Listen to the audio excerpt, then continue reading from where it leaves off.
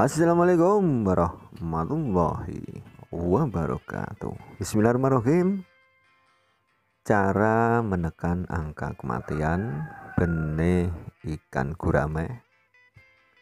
Tidak bosan-bosannya ya teman-teman, saya mengingatkan sobat-sobat semua.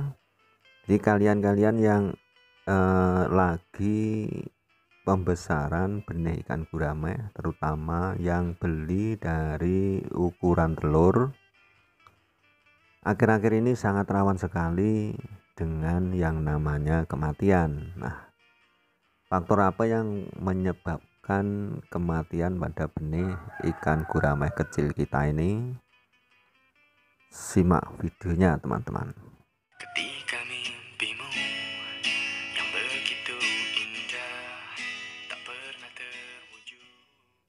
Nomor satu, saya merekomendasikan suhu.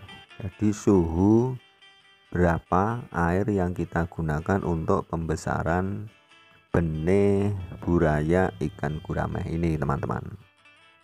Jadi faktor suhu itu penting sekali, dimana suhu yang baik untuk pembesaran ataupun kelayakan hidup normal benih ikan gurame yaitu berkisar antara 28 derajat Celcius sampai 30 derajat Celcius. Jadi kita mengangkat lebih sedikit, jadi intinya kita bikin lebih hangat bagaimanapun caranya.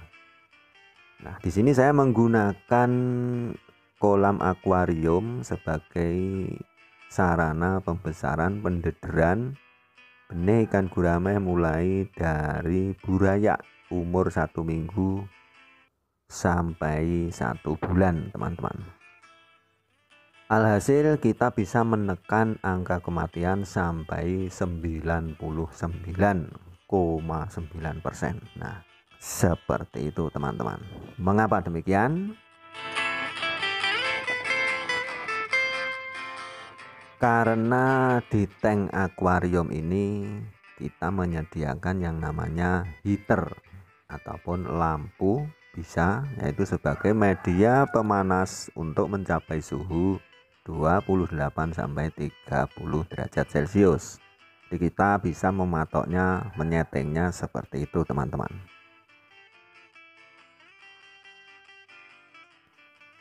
Nah, untuk nomor 2-nya ini tidak kalah pentingnya, yaitu sirkulasi ataupun kadar DO, kadar oksigen terlarut dalam air yang kita gunakan. Jadi itu harus terjamin, karena ikannya kecil itu sangat membutuhkan yang namanya kadar oksigen terlarut di dalam air yang kita gunakan. Makanya di sini saya menggunakan aerasi menggunakan sistem sirkulasi pompa air celup, pompa akuarium celup, dimana kita bisa mengakalinya untuk bagaimana ikan tidak tersedot ke dalam pompa. Bisa cek teman-teman video di atas ini, kemarin telah saya bahas. Nah, dengan dua faktor tersebut dijamin ikan akan sehat sampai siap pembenihan di outdoor nantinya. Kita bisa memantaunya, bisa memberikan pakan dengan maksimal, bisa mengontrol kapan pakan tidak habis. Nah, jadi di sini terpantau sekali. Nah, untuk proses pemaksimalan amonia ataupun feses dari si benih-benih ikan ini nanti akan saya buatkan caranya untuk memaksimalkan cara pembuangan fesesnya, karena ikan ini banyak sekali ya, ribuan ya, bahkan itu saringan yang ada di toples yang kita bikin kemarin itu cepat penuh teman-teman. Jadi cepat gampang membersihkan lah, tapi itu bisa kita atasi, bisa kita minimalisir. Ke depan kita buatkan videonya lah.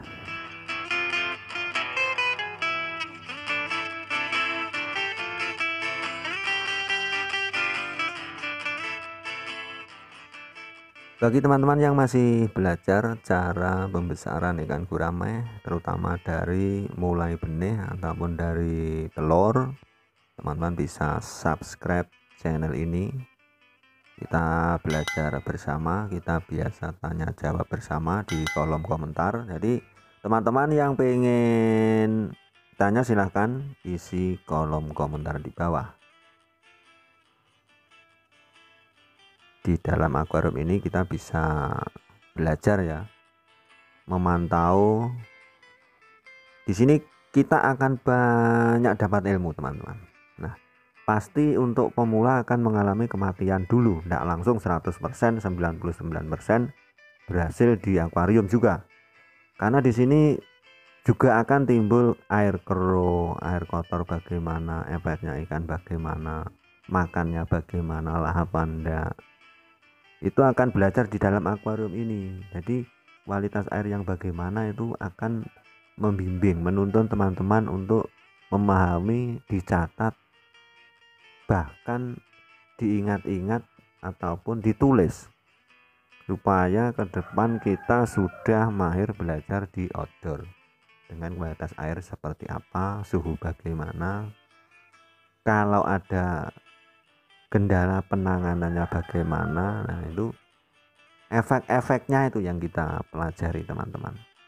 Jadi perlakuannya apa, efeknya bagaimana. Nah, berapa hari ke depan itu perlu kita catat, perlu kita hafalkan.